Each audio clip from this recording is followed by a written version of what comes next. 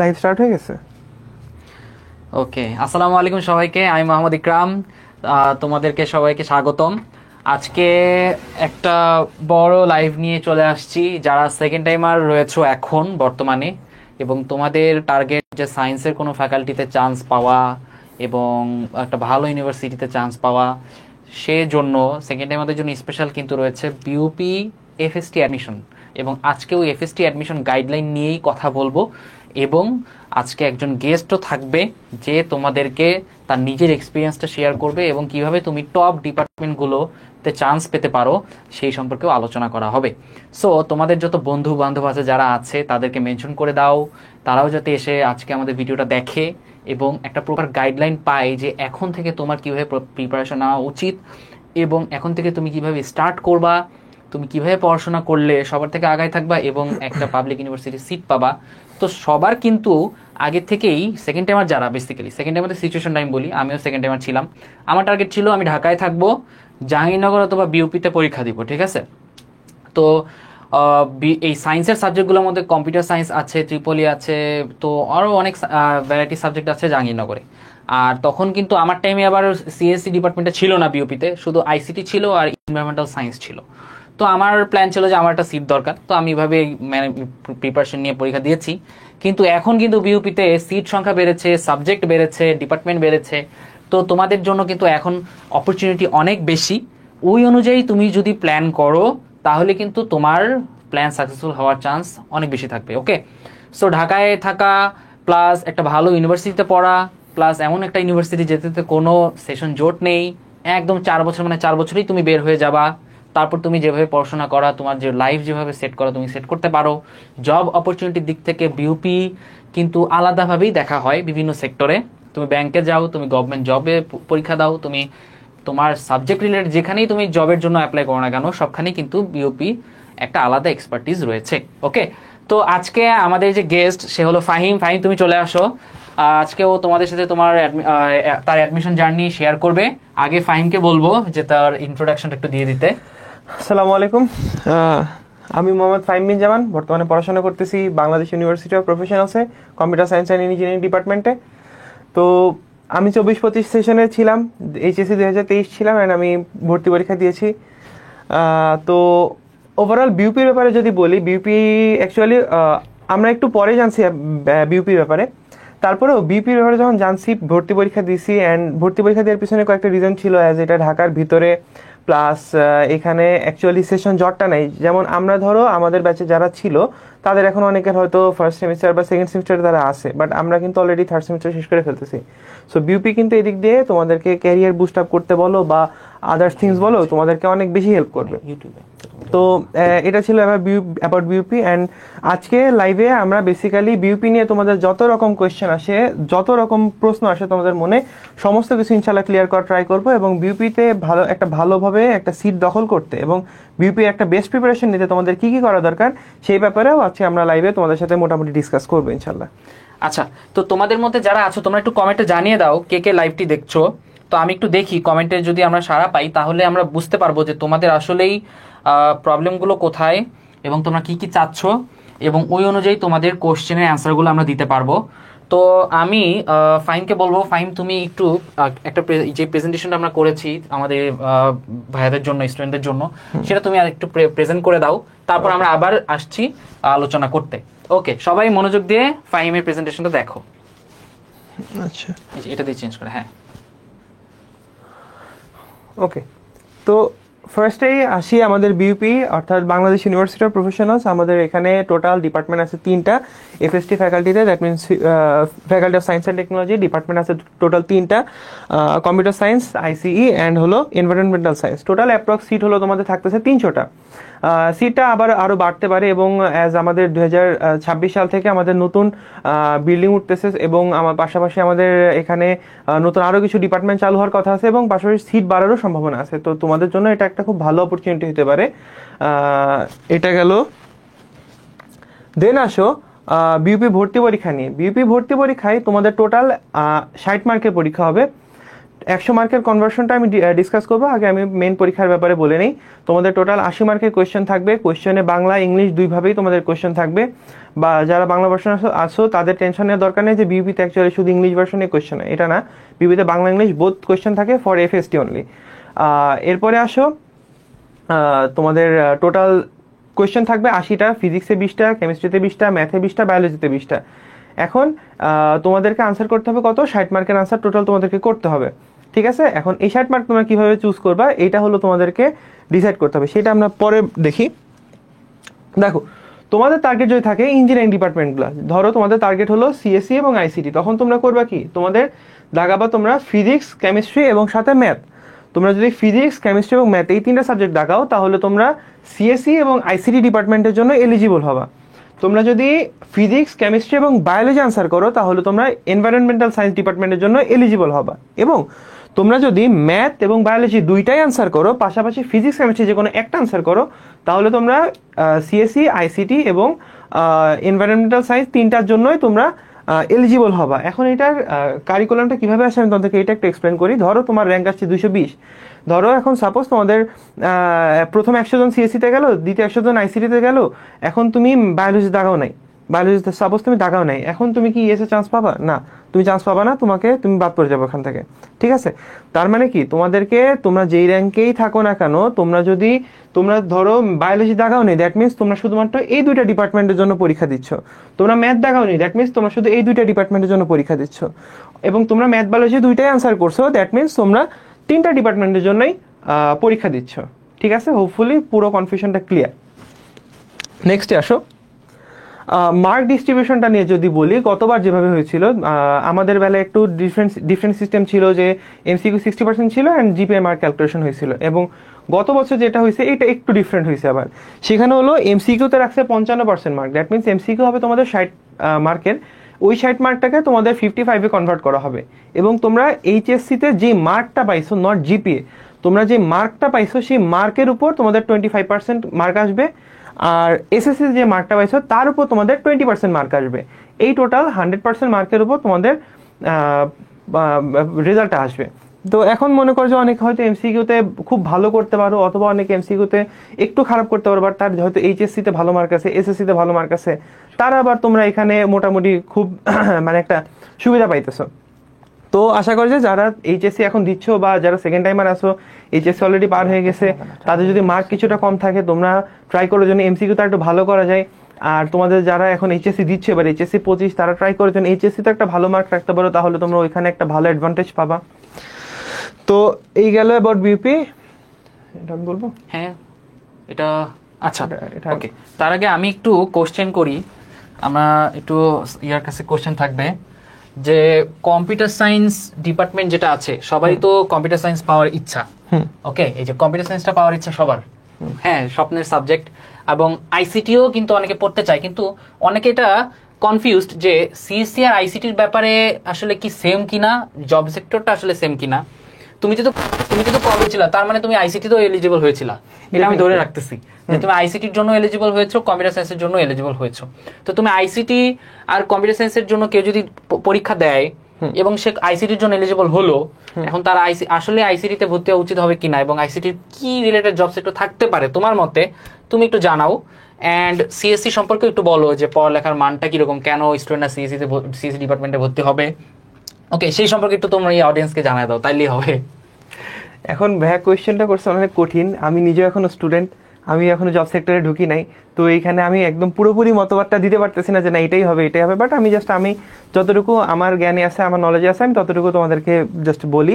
সেটা তোমরা যারা সিএসসি নিয়ে পড়তে চাও, তোমরা তো যারা সিএসসি নিয়ে স্পেশালি খুব আগ্রহী, তারা তো জানোই কম বেশি যে সিএসসির অ্যাকচুয়ালি কতটা ভাস্ট একটা ফিল্ড। সিএসসির ফিল্ডটা অ্যাকচুয়ালি কিন্তু তোমার সব দিকেই আছে। তুমি সিএসসি থেকে পড়ে তুমি ওয়েব ডেভেলপমেন্টে যাইতে পারো, তুমি সাইবার সিকিউরিটিতে যাইতে পারো, তুমি যে কোনো কিছুতে যাইতে পারো। মানে এটা কিন্তু অনেক রকমের ফিল্ড আছে, তোমরা যার যেটা চয়েস সেটা সেই হিসাবে তোমরা মানে প্রিপারেশন নিতে পারবা। আর আইসিটির ব্যাপারটা কি, আইসিটি অনেকটা ট্রিপলি রিলেটেড একটা সাবজেক্ট। এবং বিউপির আইসিটি নিয়ে যদি বলি, বিউপি কিন্তু আইসিটিটা বেশ ভালো করতেছে এবং বিউপি আইসিটি থেকে অলরেডি 2 জন মাইক্রোসফটে জব করতেছে। রিসেন্টলি অনেক পোস্ট তোমরা দেখো, গত বছরই ভাইয়ারা চান্স পাইছেন। তো এবং আইসিটি ডিপার্টমেন্ট থেকে আরও অনেক কিন্তু অ্যাচিভমেন্ট আছে। পাশাপাশি সিএসসি ডিপার্টমেন্টটা আমাদের ইউনিভার্সিটি অ্যাকচুয়ালি একটু নতুন, আমরা হলাম CSC third batch and CSC হলো ফোর্থ ব্যাচ বর্তমান রানিং আছে, এবং যারা নতুন আসবে তারা হলো সিএসসি ফিফথ ব্যাচ হিসেবে আসবে। তো সিএসসি ব্যাচটা অ্যাজ এ নিউ ব্যাচ হিসেবেও সিএসসি ডিপার্টমেন্ট কিন্তু যথেষ্ট পরিমাণ ভালো করতেছে, এবং পাশাপাশি সিএসসি ডিপার্টমেন্টের নাম কিন্তু বেশ অনেক জায়গাতেই বর্তমানে ডমিনেট করতেছে। লাইক আমরাও রিসেন্টলি একটা কম্পিটিশনে পার্টিসিপেট করছি এবং ন্যাশনাল একটা এসে আমরা আমাদের নামটা এন্টার করে রেখে আসছি। আমি পার্সোনালি ওই টিমে ছিলাম, সো ওই জন্য ওইটা শেয়ার করা। তো সিএসসি ডিপার্টমেন্ট কিন্তু অ্যাকচুয়ালি এখন অনেকটাই উঠতেছে। সো আচ্ছা, ইটস অল ওকে। তো এটাই আমি আরেকটা জিনিস ইনফরমেশন দেই, ও কিন্তু মানে এমআইএসটি কম্পিউটার সায়েন্সেও তুমি চান্স পেয়েছিলে, তাই না? সিএসসি বলার দরকার নেই, মানে হ্যাঁ চান্স পাইছি। তো এটাই, তো এখানে আরো কিছু ফ্যাক্ট আছে তোমার। এখন আরেকটা জিনিস আমি একটু জিজ্ঞেস করব, যে অনেকে জিজ্ঞেস করে যে প্রত্যেকটা ডিপার্টমেন্টে তোমার সেমিস্টার ফি সম্পর্কে একটা আইডিয়া চাচ্ছে। তো এই সম্পর্কে তুমি কি প্রবাবল কি আইডিয়া দিতে পারো যে সেমিস্টার ফি সম্পর্কে, যে কেউ যদি ভর্তি হয় সে কি তার নিজের ইনকাম থেকেই সেমিস্টার ফিটা দিতে পারবে কিনা? পার্ট টাইম কোনো কিছু যদি করে, ঢাকায় আসলো, ঢাকায় এসে সে হয়তো বা এত সে ভাবলো যে বিউপিতে পড়তে 5-6 এরকম টাকা লাগতেছে, বাট আসলে কিন্তু এরকম না। এখানে কিছু কনফিউশন আছে। যেমন আমি কিন্তু নিজে যখন এনভায়রনমেন্টাল সায়েন্সে পড়েছি, আমি নিজের যত সেমিস্টার ফি আছে আমি নিজেই দিয়েছি। তার মানে সেমিস্টার ফিটা ওইরকম লেভেলেরই, ঠিক আছে। টিউশন করাতাম অথবা যে কোনো পার্ট টাইম জব অথবা যেভাবেই হোক পড়াশোনার পাশাপাশি করা যাবে। ভার্সিটি স্টুডেন্ট হলে, ভার্সিটি স্টুডেন্ট মানে হলো যে তোমার অবশ্যই ভার্সিটি থেকেই একটা সাইডে কোনো জব অথবা কোনো কিছু একটা করতে হবে, যেটাতে তোমার নিজের সেলফ ব্র্যান্ডিংটা হয়, নিজের স্কিলটা বাড়ে। সো ওই অনুযায়ী কিন্তু তোমার কাজ করতে হবে। তুমি গেলা পড়াশোনায় খালি করলা, সেটাতে কিন্তু তোমার ফিউচারে তুমি ভার্সিটি থেকে যখন বের হবা গ্র্যাজুয়েশন কমপ্লিট করে, তখন কিন্তু তোমার জব পেতে একটু কষ্ট হয়ে যাবে, ঠিক আছে। তো এরকম আলাদা স্কিল তুমি যখন ডেভেলপ করবা, ওটার সাথে সাথে তুমি যখন আলাদা এক্সট্রা জব করবা, পার্ট টাইম জব হতে পারে, টিউশন হতে পারে, সবকিছুর জন্যই কিন্তু তোমার একটা এক্সট্রা ইনকাম জেনারেট হবে। সেটা ঢাকাতে হও, ঢাকাতে কিন্তু ইনকামের অপরচুনিটিও বেশি, এই জন্য অনেকে ঢাকাতে আসতে চায়, ঢাকার ইউনিভার্সিটিগুলোতে পড়তে চায়। যেমন যে চট্টগ্রামে থাকে, চিটাগাং ইউনিভার্সিটিতে সে পরীক্ষা দেয়, কিন্তু তাও তার একটা ইচ্ছা থাকে, ঠিক আছে আমি ঢাকা ইউনিভার্সিটিতে পড়বো, জাহাঙ্গীরনগর অথবা বিউপিতে যে কোনো একটাতে ইউনিভার্সিটিতে চান্স পেয়ে আমি এখানেই থাকবো, ঢাকাতে সেটেল হবো। সো ওভারঅল সবকিছুর উপর ডিপেন্ড করে কিরকম হতে পারে সেমিস্টার ফি ব্যাপারটা। আচ্ছা, সেমিস্টার ফিটা বেসিক্যালি ডিপার্টমেন্ট ওয়াইজ ভ্যারি করতেছে, মানে এমন না যে অনেক বেশি ভ্যারি করে, এটা না, বাট ডিপার্টমেন্ট ওয়াইজ একটু ভ্যারি করে, একটু টাকা পয়সা কম বেশি। বাট আমি যদি একটা অ্যাপ্রক্স ধারণা দিই তোমাদেরকে, সেটা হলো যে বিউপিতে এফএসটি ফ্যাকাল্টিতে তোমাদের অ্যারাউন্ড 2 লাখের কাছাকাছি, 1,84,000 থেকে 2 লাখের কাছাকাছি একটা অ্যামাউন্ট তোমাদের খরচ হবে, মানে একাডেমিকে, ফর একাডেমিক। এবং তোমাদের সেমিস্টার ফি থাকবে অ্যারাউন্ড 20,000 করে। তো এই টাকাটা অ্যাকচুয়ালি উঠানো পসিবল, এবং ঢাকার এরিয়াতে তোমরা টিউশন করে, পার্ট টাইম জব বলো বা আদার স্কিল রিলেটেড কাজ বলো, এগুলা করে, বা ইন্টার্ন বলো, মানে ছোট ছোট অনেক কিছুই করা পসিবল, যেগুলো করে হয়তো ফার্স্ট সেমিস্টারে তোমরা একটু প্যারা খাবা, ওই সেমিস্টারটা হয়তো তোমাদেরকে একটু মানে ইয়ে করতে হবে। বাট 1-2টা সেমিস্টার যখন পার হয়ে যাবে, তোমরা যখন একটা মানে লাইনে চলে আসতে পারবা, তখন তোমরা আলটিমেটলি নিজেরটা নিজেরাই করতে পারবে। এবং এটা মেজরিটি স্টুডেন্টরা করতেছে, আমি পার্সোনালি করতেছি, ভাই বললো ভাই করতেছে, আমাদের ব্যাচের অনেকেই করতেছে, মানে সবাই করে কম বেশি। হ্যাঁ, 2-1 যাদের ফাইন্যান্সিয়াল ওই এটা থাকে না তারা করে না, বাট আলটিমেটলি এটা পসিবল, এটা এমন না যে ইম্পসিবল, এটা অবশ্যই পসিবল। আচ্ছা, আরেকটা জিনিস আমি বলে রাখি যে 6 মাসে কিন্তু এক সেমিস্টার। সো এটা অ্যাপ্রক্সিমেটলি তুমি যদি দেখো 22,000-23,000 টাকাও যদি তোমার সেমিস্টার ফি হয়, ধরে নিলাম, একদম ফিক্স না, এটা জাস্ট এক্সাম্পল দিচ্ছি তোমাকে। তো তুমি 6 মাসে তোমার 22-23,000 টাকা হয়তো তোমার ম্যানেজ করতে হবে। তো 6 মাসে যদি এরকম হয়, তো তুমি দেখো 5 পার মান্থ হয়তো তোমার 5 থেকে 7, 3-3.5 হইলেই হইতেছে, 3-3.5, হ্যাঁ এরকম হইলেও কিন্তু তোমার কিন্তু একটা ম্যানেজ হয়ে যাচ্ছে অ্যামাউন্ট অফ টাকা। তো আর 3-3.5 টাকা তুমি আসলে মান্থ থেকে এর চেয়ে বেশি তুমি টিউশন করে ইনকাম করবা, কারণ টিউশনে এখন তোমার টাকার মান বেড়েছে, টিউশনের মান বেড়েছে, ভ্যালু বেড়েছে, সবকিছু চাহিদা বেড়েছে। এবং বিউপি থেকেও তুমি যদি পড়ো, তোমার জন্য কিন্তু টিউশনে আলাদা চাহিদা থাকবে, ঠিক আছে, আশেপাশের এলাকায় যে বিউপির স্টুডেন্টই দরকার, তাছাড়া কিন্তু গার্জিয়ানরাও এরকম স্টুডেন্ট মানে টিচার নেয় না আসলে। একটা ট্রিক শেয়ার করি, বিউপির স্টুডেন্টদের একটা ভালো ডিমান্ড আছে উত্তরা সাইডে, উত্তরা সাইডে খুব ভালো একটা ডিমান্ড আছে, মানে ওইদিকে অ্যাকচুয়ালি পাবলিক ইউনিভার্সিটি নাই, তো অনেকেই খুঁজে। তো যাদের অনেক বেশি কনফিউশন, তাদের জন্য জাস্ট একটা ছোট ইয়ে দিয়ে দিলাম। আচ্ছা, তো ভালো একটা ইনফরমেশন দিয়েছে। তো সেমিস্টার ফি নিয়ে টেনশন নেওয়ার কোনো দরকার নাই, তুমি জাস্ট টেনশন নাও যে তোমার পাবলিকে সিট লাগবে, তুমি একটা ভালো ডিপার্টমেন্টে পড়াশোনা করবা, সো ওই অনুযায়ী তোমার পড়তে হবে। তো আইসিটি সিএসসি সম্পর্কে তো বললো, এনভায়রনমেন্টাল সায়েন্স সম্পর্কে, আমি এনভায়রনমেন্টাল সায়েন্স স্টুডেন্ট, আমি সেকেন্ড টাইমার।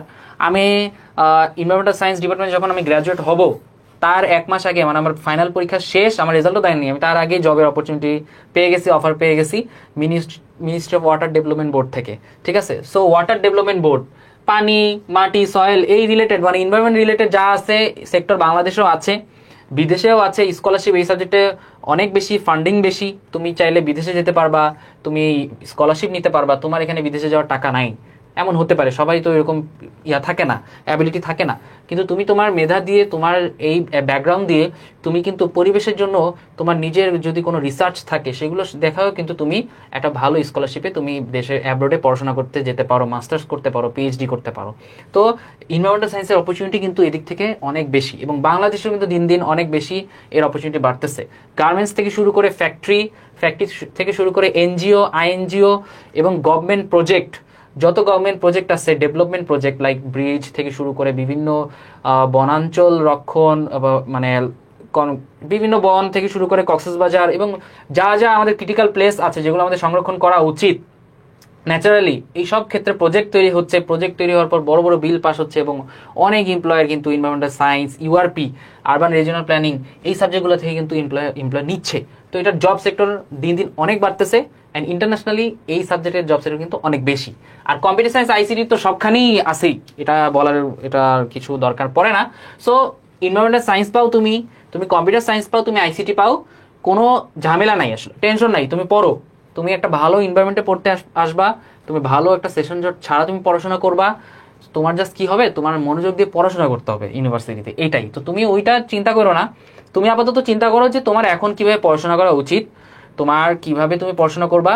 অ্যান্ড আরেকটা জিনিস আমি বলে রাখি, বিউপিতে কিন্তু তোমার এনভায়রনমেন্টটাই আলাদা, এবং সেখানে তোমার কর্পোরেট রিলেটেড সব কিছু শেখানো হয়, প্রফেশনালিজম শেখানো হয়, মানে অন্যান্য পাবলিক ইউনিভার্সিটিতেও করা হয়, কিন্তু অন্যান্য পাবলিক ইউনিভার্সিটিতে দেখো যে সব কিছুর ফ্রিডম থাকে, কিন্তু বিউপিতে কিন্তু তোমার রুলস মেনটেনেন্সের ফ্রিডমটা কিন্তু ওইভাবে আমরা পাই না। আমাদের অবশ্যই কিছু রুল মেনটেন করতে হয়, যেহেতু সেনাবাহিনীর আয়তায় একটা ইউনিভার্সিটি, যার কারণে কিন্তু এইখানে যখন আমরা অ্যাডমিশন এক্সাম দিব সেখানে কিন্তু প্রশ্নও ফাঁস হয় না, এটা প্রশ্নই ওঠে না, প্রশ্ন ফাঁসও হয় না, প্লাস প্রশ্ন প্রোভাইডও করা হয় না, ঠিক আছে, এরকম ইউনিভার্সিটি। প্লাস তোমার আমরা প্রেজেন্টেশন দিতে দিতে পাগল হয়ে গেছি, বারবার যে কোনো কিছুতে খালি প্রেজেন্টেশন। তো তারপর চাকরি ইন্টারভিউতে আর কোনো সমস্যা নাই, সমস্যা হয় না, আসলে প্রিপারেশন নেওয়ার লাগে না, চাকরি ইন্টারভিউতে গেলেই ইন্টারভিউ ভাবে দিলেই বুঝে ফেলে যে বিওপি থেকে আসছি। তো বিওপিতে ওইভাবেই বিল্ড আপ করা হয়। অন্যান্য ইউনিভার্সিটির আমি তুলনা করবো না, প্রত্যেকটা ইউনিভার্সিটি আলাদা আলাদা এক্সপার্টিস রয়েছে, বিউপির এক্সপার্টিসগুলো আমি তোমাকে বলতেছি, তুমি আবার এটা তুলনা করো না যে হ্যাঁ বিউপি নিয়ে আপনি বলতেছেন অন্যান্য ইউনিভার্সিটিতে করা হোক, ওই ইউনিভার্সিটি আমি জানি না, আসলে আমি পড়ি নাই, আমি আমার ইউনিভার্সিটিতে পড়ছি, আমি ওটাই তোমাকে বলতেছি যে কেন এই স্পেসিফিক ইউনিভার্সিটিতে তুমি ভর্তি পরীক্ষায় অ্যাটেন্ড করবা, তুমি পড়াশোনা করবা। যাই হোক, আচ্ছা, এমডি সুমন কমেন্ট করেছে যে আচ্ছা সিএসসি তে পড়ে ফিউচার কেমন, ফাহিম একজন কমেন্ট করেছে, তো তুমি এই সম্পর্কে কি বলতে পারো? অবশ্যই বললো কিছুক্ষণ আগে, ভিডিওর আগেই বলছে, তাও জাস্ট ইনশর্ট ওকে জাস্ট রিপ্লাইটা তুমি দিয়ে দাও। আচ্ছা, সিএসসি তে পড়ে ফিল্ড কেমন? সিএসসি তো অ্যাকচুয়ালি আমি শুরুতেই বললাম এটা অ্যাকচুয়ালি ভাস্ট একটা সাবজেক্ট। সো আমরা এখানে ঢোকার পরে আমরা যখন পড়াশোনা শুরু করতেছি, আমরা এখানে পড়াশোনা শেষ করে আমরা যদি সিজিপিএ ভালো থাকে আমরা বাইরে যাইতে পারি, পিএইচডির জন্য, মাস্টার্সের জন্য আমরা বাইরে অ্যাপ্লাই করতে পারি। পাশাপাশি আমাদের দেশে কর্পোরেট লেভেলে হিউজ পরিমাণ জব সেক্টর কিন্তু অলরেডি অ্যাভেলেবেল আছে। আমি শুরুতেই কিন্তু বললাম যে পার্সোনালি আমি যদি আমার কথা বলি, আমার পার্সোনালি ওয়েব ডেভেলপমেন্টটা খুব ভালো লাগে, আমি ওই সেক্টর নিয়ে টুকটাক কাজ করা ট্রাই করতেছি। একজন ধরেন সাইবার সিকিউরিটি নিয়ে কাজ করতে চাইতেছে, ওইটা নিয়ে কাজ করবে, এভাবে করে এক একজন অ্যাকচুয়ালি একটা ফিল্ডে আগাইতে থাকতেছে। সো এইটা যখন আমরা সিএসসি ফিল্ডে ঢুকবো, আমরা জাস্ট এক্সপ্লোর করতে থাকবো, অনেক কিছু আছে শেখার। এবং সিএসসি মানে শুধু কম্পিউটার টেপা এমন কিছু না, কিন্তু সিএসসি মানে কিন্তু তুমি এখানে তুমি বিজনেস রিলেটেড তোমার চিন্তা ভাবনা মাথায় থাকতে হবে, তোমাকে কর্পোরেট সম্পর্কে আইডিয়া থাকতে হবে, ইচ অ্যান্ড এভরিথিং, তোমাকে এনভায়রনমেন্টটাও বুঝতে হবে যে অ্যাকচুয়ালি কি হইতেছে, এবং সেই হিসাবে তোমাকে কাজটা করতে হবে। যেমন আমার কাছেরই একজন মানুষ, আমি অত বেশি বলবো না, রিভিল করবো না জিনিসটা, কাছের একজন মানুষ একটা জাপানিজ কোম্পানিতে, জাপানিজ সফটওয়্যার কোম্পানি আর কি, সেখানে ইন্টারভিউ দিতে গেছে, তাদের সফটওয়্যার ইঞ্জিনিয়ার লাগবে, পুরোটা কিন্তু জাপানিজ কোম্পানি, এটা বাংলাদেশের সাথে কোনো ইয়া নাই, রিমোটলি তারা ওইভাবে ইন্টারভিউ দিচ্ছে। তো জাপানিজরা তো অত ইংলিশ পারে না, তো ওরা ওইভাবে হায়ার করছে যে ইংলিশ পারে তাকে দিয়ে ইন্টারভিউ নেওয়াচ্ছে, ওকে। তো সে কিন্তু তাকে বলতেছে যে তুমি সফটওয়্যার ইঞ্জিনিয়ারিং বা সিএসসি তোমার যে ব্যাকগ্রাউন্ডে থাকুক না কেন, তোমার কিন্তু অবশ্যই ওই মাইন্ডসেটটা থাকতে হবে যে বিজনেস ম্যানেজমেন্ট, বিজনেস ডেভেলপমেন্ট, এই রিলেটেড মাইন্ডসেটও কিন্তু থাকতে হবে। সো কম্পিউটার সায়েন্স ইঞ্জিনিয়ারিং কিন্তু খালি কম্পিউটার চালানো এগুলো না, তার সাথে সাথে তোমার অবশ্যই একটা ক্রিয়েটিভিটির একটা ইয়া থাকতে হবে, এই জিনিসগুলো কিন্তু ডেভেলপ হবে তোমার ভার্সিটিতেই, ঠিক আছে। তো ভার্সিটিতে খালি পড়াশোনার পাশাপাশি কিন্তু অনেক কো কারিকুলাম অ্যাক্টিভিটিস বিউপিতে হয়, এবং বিউপি থেকে অন্যান্য সব জায়গায় ওটা অ্যারেঞ্জ করা হয়। সো ওভারঅল তুমি ভালো একটা কেরিয়ার করতে পারবা, ঠিক আছে। আচ্ছা, জয়নাল ভাই কমেন্ট করছে যে এফএসটি এক্সাম দিতে পারবো। হ্যাঁ, জয়নাল ভাই তো বয়স যদিও শেষ, বুড়া হয়ে গেছেন, তাও পারবেন, সমস্যা নাই। আচ্ছা, তো এখন আমরা আর যে আগের স্লাইডটা দেখলাম আমরা একটু দেখি। আচ্ছা, তো এখন যদি সেকেন্ডের মধ্যে একটু আমি বলি, ওরা বলতেছে যে কিভাবে প্রিপারেশনটা নিবে বিউপির জন্য। তো আমি একটা দেখলাম কি, বিউপিতে ওয়েবসাইটে 7th ওয়েটিং লিস্ট পর্যন্ত দেখে একটা লিস্ট দিয়েছে। তো এটা কিন্তু একটা মানে চান্স অথবা একটা টেকনিক ইউজ করা যেতে পারে যে বিউপিতে যারা পরীক্ষা দেয় 7th ওয়েটিং লিস্ট পর্যন্ত কিন্তু ডাকে, যেহেতু অনেক প্রথমে পরীক্ষা হয়তো, তো যারা পরীক্ষা দেয় তারা আবার পরবর্তীতে ঢাকা ইউনিভার্সিটি জাহাঙ্গীরনগরে পরীক্ষা দেয়, ফার্স্ট টাইমারদের কথা বলতেছি, তো তারা আবার চলে যায়। তো সেকেন্ড টাইমারদের জন্য কিন্তু এখানে সিটটা খালি হয়ে যাবে, রাইট? হ্যাঁ। তো সেক্ষেত্রে তুমি আর কি ওদেরকে টিপস দিতে পারো? অ্যাকচুয়ালি আমি যদি বলি, যেটা হচ্ছে সবাই জিজ্ঞাসা করে, তাহলে এখানে ওই প্রশ্নটা আসে যে কাট মার্কস কেমন। কাট মার্কসটা অ্যাকচুয়ালি কিন্তু ওভাবে বলা যায় না। দেখো, আমি কিন্তু এর আগেও বলছি, এর আগের পরের স্লাইডে মেবি, যে এমসিকিউ 60টা, ওইটা 55% কনভার্ট হইতেছে, SSC mark 20%, HSC mark 25% convert হইতেছে। তো এখানে কিন্তু ওইগুলার মার্কও মানে তোমার ওখানে একটা প্রভাব ফেলতেছে। সো এমসিকিউ যদি আমরা বলি, একটা খুব জেনারেল একটা রেঞ্জ যদি বলি, তাইলে বলা যায় যে হয়তো 60-এর ভিতরে যাদের মোটামুটি 53 থেকে 55 এইটা আপ থাকে, এইটা আপ থাকে, হ্যাঁ, তাদের মোটামুটি ফার্স্টের দিকের মেরিটেই মানে এটা চলে আসে, মানে সিট চলে আসে, এটা বলা যায়, এটা মোটামুটি বলা যায়। আর যেহেতু যে 7th ওয়েটিং লিস্টে আসার রিজনটা কি, বিউপি পরীক্ষা কিন্তু একদম সবার প্রথমে হয়, এরপরে ঢাকা ইউনিভার্সিটি, বুয়েট, এমআইএসটি, তারপরে সিকে রুয়েট, বুটেক্স, আইআইটি, সব ইউনিভার্সিটির পরীক্ষা কিন্তু এরপরে হয়। তো দেখা যাচ্ছে অনেকেই পরীক্ষাগুলো দেয়, পরীক্ষা দিয়ে চলে যাইতেছে, তো সিট খালি হয়। কিন্তু তখন তোমাদের যে এত দূর লিস্ট পৌঁছে, গতকালকে রাতে মেবি একটা কমেন্ট দেখলাম যে ভাই 7th ওয়েটিং লিস্ট নাম আসছে, খেয়াল করি নাই ও ইউনিভার্সিটিতে ভর্তি হয়ে গেছে, অন্য জায়গায় ভর্তি হচ্ছে। তো এরকম আর কি বিষয়গুলা, যে তোমার সুযোগ থাকতেছে, সুযোগ আছে। এবং শেষ পর্যন্ত দেখা যায় যে ওই যে বললাম যে রেঞ্জ যদি একটা বলি, নট এটা একদম পুরো ফিক্সড রেঞ্জ, 46 বা মানে 46-47 এই রেঞ্জ পর্যন্ত যদি কেউ ক্যারি করতে পারে, যেটা মানে আমরা যারা আরো মোটামুটি কয়েকজন রিসার্চ করছি তাদের একটা এই পর্যন্ত যদি কেউ উঠাইতে পারে, তাইলে মোটামুটি ধরা যায় যে না, ও শেষ পর্যন্ত হইলেও একটা সিট পাবা তুমি, আসবে। হ্যাঁ, 47 কিন্তু মানে 13 মার্কসও কমাই দিছে, অনেক 45 এর উপরেই তুমি পাও, ওইভাবেই পাও। জাস্ট তোমার মানে কোনো মতে তোমার একটু পড়তে হবে, জাস্ট পড়লেই হবে ভাই, এত বইয়ের মতো পড়াশোনা করতে হবে না। হ্যাঁ, তোমার 7th ওয়েটিং লিস্ট আগের বছর বলতেছি আমি, তো এই বছর ধরে নাও 5টা ওয়েটিং লিস্টই দিল, তাও সিট কিন্তু আছে, তুমি পাবাই। তো তোমার পড়তে হবে খালি, আর কিছুই না। সেজন্য এই বিউপির জন্য আমরা স্পেশাল একটা আয়োজন করেছি। তোমার ফাইম ভাইয়া থাকবে এবং আরো সিএসি ডিপার্টমেন্টের আরো 2জন টিচার থাকবে, তারা আজকে আসতে পারেনি, বাট আমরা এই 2 দিনের মধ্যে মঙ্গলবারে আমরা আরেকটা সেশন নিয়ে আসবো, লাইভ সেশন। সেখানে আমাদের সব টিচার প্যানেলরা থাকবে।